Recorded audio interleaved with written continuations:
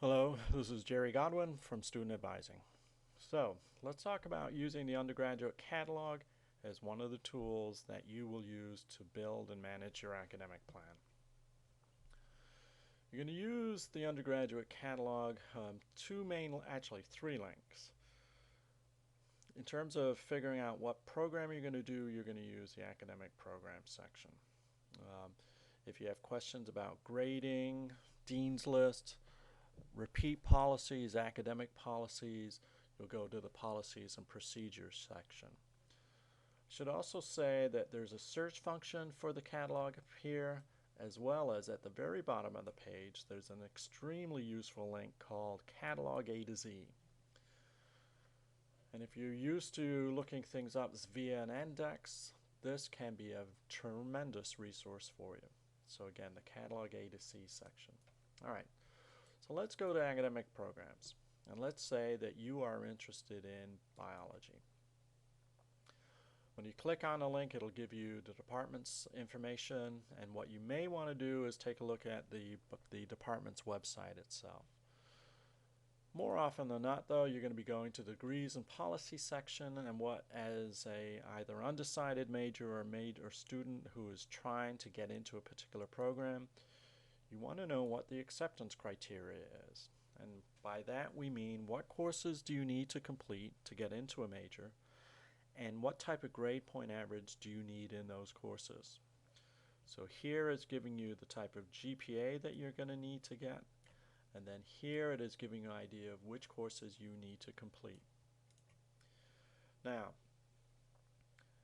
let's take a look at Chem 101. So if you'll see a course is underlined, this will take you to the course description, and a course description will tell you how many credit hours, whether or not the course is offered in the fall or spring, whether or not there's a prerequisite.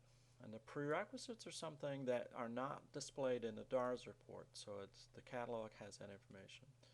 You will also see whether or not the course was offered this semester and whether or not it is offered for the spring semester.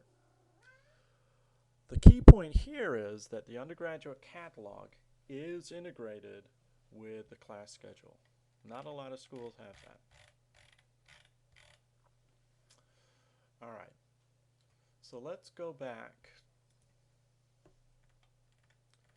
And now let's take a look at some additional information on the degrees and policies page. Here are the prerequisite courses laid out quite nicely. The catalog will also give you an idea of year by year what the department recommends that you take in terms of sequencing. Some majors are quite specific. So before you can go, or you need to do General Chemistry 1 and 2 before you start taking Organic 1 and 2. And the reason for that is that the prerequisite for Organic is completion of Chem 101 and 102. Okay.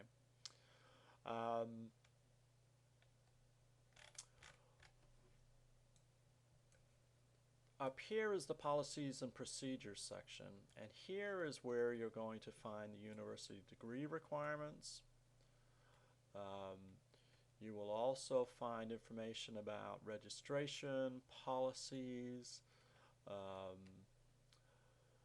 a lot of information related to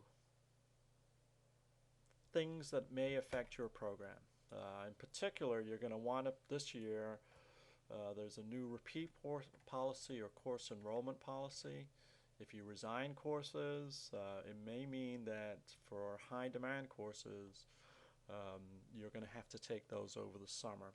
This is something that you will definitely want to discuss with your academic advisor or me when you meet for our mandatory meeting in October. So that concludes this segment. The next one we will look at is your DARS report.